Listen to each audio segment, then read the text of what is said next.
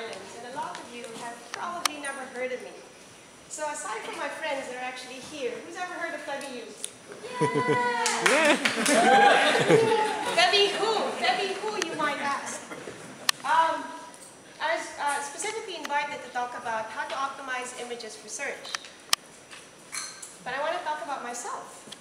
So, who is Febby Youth?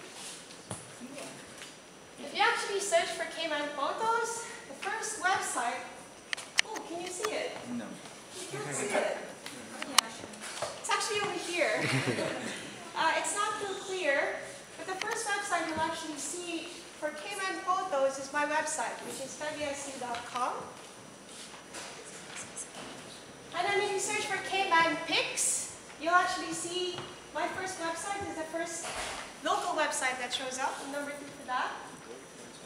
And then if you search for Cayman pictures, I'm 3rd for that, first local website again.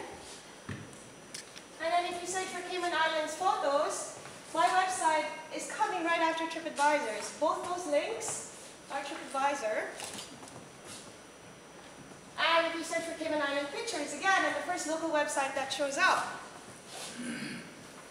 And if you search for Cayman photographer, well, actually the first organic result listing that shows up. And then you have Patrick Roderick, Becca Davidson, a whole bunch of other photographers who are a lot better than I am. But what I do is optimize websites for search. So I was invited here to talk about optimizing images for search. I just wanted to slowly touch on, how important it is to show up for searches online.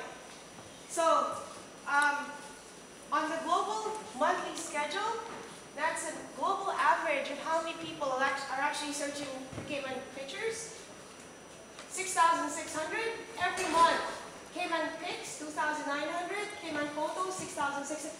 You're talking of an average of 20,000 people searching for Cayman pictures, Cayman pics, Cayman photos every month for Cayman. So my website is visible on all those searches. And that's who I am.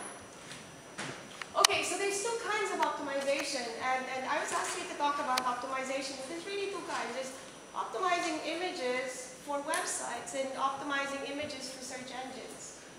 If you want to know more about optimizing your images for websites, there's a lot of resources online, so I strongly suggest that you go online and look for these resources. My favorite is smush.it. When you talk about lossless resolution and when you want to have like the best images possible, you want to use that kind of resource. But I'm specifically here to talk about optimization of images for search engines. And this is really how search engines react to your images. How do you get your images to be more visible to a lot of people that might be looking for them?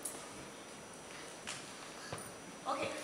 So I went online and I tried to get statistics, like specific statistics of how you can benefit from having specific tags on your images. Like if you tag your images, like if it's a business image or if it's an environmental image or a landscape image, I wanted to find real statistics.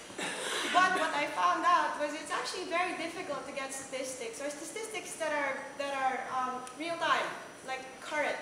I found statistics that went back as far as 2009, and on that year, the stock images, or the images that had the most downloads or were most profitable, were business images. And for obvious reasons, because people want to use images that are business in nature for their websites. But there were no recent statistics, which was quite surprising. So what I did was, I put a list of things that are interesting to know as photographers, whether you're professionals or amateurs. So there's a lot of websites that can actually help you sell your stock images, and I've listed them down here: Superstock, Microstock, 123 RM, and all these websites can actually help sell your stock images for you. You have to understand the licensing agreement to fully understand what these websites can do for you. Other websites are better than others, so really look at the licensing agreement. The most popular stock images are images that have people in them, obviously, when you're looking at the website, you want to see an image that has people so that you can relate to it. And the #1 image in 2009 was people that were smiling. So if you're taking images of people in the office smiling, you can actually cash in on that by uploading that on a stock image photography site. Okay, so every stock image will sell, some more than others. Oh, this is so important. The best stock images have a long lifespan and will be used over and over again. Like for example, Courtney has this image online of the Cayman Islands, the island. I mean, I'm sure everyone's seen that. But it's used over and over again, and everyone's just using it. Do you get any benefit from that, Courtney? Not if everybody's using it without permission, but they shouldn't be. Okay, so image quality, formatting, and naming will make or break your bottom line. Again, yes, you're going to take a fantastic image, but if you want to sell it, you have to really worry about the quality. Again, look for resources online that will help you understand the quality of the image. I think being a stock photographer is an amazing job, and I saw this line and I figured I'd put it in. If you were a stock photographer, you can live anywhere, pick your office hours, be your own boss. May or may not be realistic. It could be realistic to a point of, you know what, you're not there to get rich. You just want to live a good life. So when users search for stock photos, they start on Google search. It's also important for you to understand how Google reads information about your photos.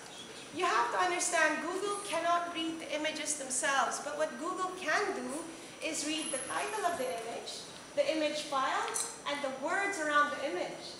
So it's so important. If you want an image to show up for a specific search, or if you want an image to help in search, you've got to label it properly. Okay, and as a photographer, your success is determined by your knowledge of how users behave online. Some optimizing image tips.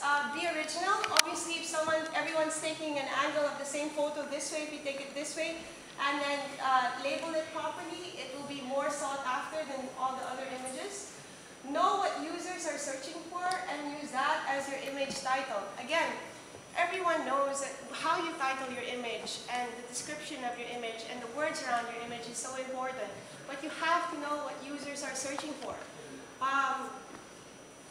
There are a lot of keyword tools to help you know what users are searching for. So for example, if you have a picture of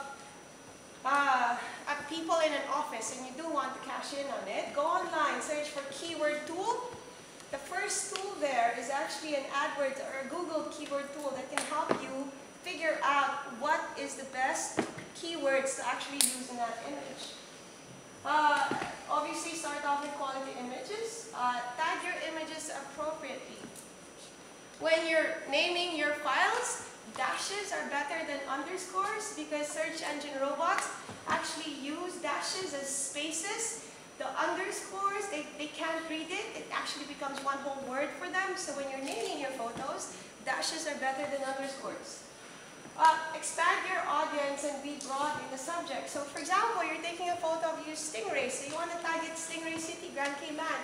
But that's also the ocean, that's also the sea, there's also the sky there. So broadly tag it. And fresh images are always good. It's always good to refresh your images, meaning just upload it again. And the reason you want to upload it again is because search engines like fresh content. There have been 2 algorithms that have actually passed, which is the Panda and the Penguin, and both algorithms are saying the fresher the content is, the likely for them to come in indexes is higher. So refresh your images. Okay, I'm going to do some sample success stories of what I've done online. So if you search for Kathy Church photos, the thing that I've actually encircled there, that's my image, and I tagged that appropriately. I sold that image for $250 to Cayman Airways. I bought 2 images. 2. With $500. And all I did was tag it appropriately for the search engines to actually index it. I made $500. So that's just an example. example is, have you guys seen this image? That's my image. Forbes has used it. San Francisco Bay Area. Hub pages. And I was trying to look for all the links, but this is the most used golf photo in the world. Wow. How much did And you know what? You know what? It's from the North Sound golf course. North Sound. And our golf course compared to other golf courses in the world, I mean, it doesn't compare, right? But this is the most used photo. This photo. And you'll see it. I mean, it's a golf course in Italy. It's a golf course. It's amazing how many people have used my photo for their golf course. Anyways. Oh, another example is my stingray photos because I tagged them differently. I sold 2 photos to the museum, the zoo, the Fort Lauderdale Zoo, 2 images, and I sold it at $500 each, and all because they found me online. Okay, so in conclusion, think like a user while being a photographer at the same time. Think about, what are users looking for when you're taking an image? And then tag it appropriately. Whether you're putting it on a website, on a stock photography site, on Flickr, on Facebook, on Google+. You know what? Your best tool right now is Google+. If you want your image to be indexed properly so people can use it, use Google+, because that's a Google product. But think like a user. Think about some user that's going to need your photo somewhere else. And so that's my conclusion. Just one more thing. Aside from using some photo websites, you can also build your own website or get us easy websites to build your website for you. It'll be user-friendly and search engine-friendly. And thank you very much.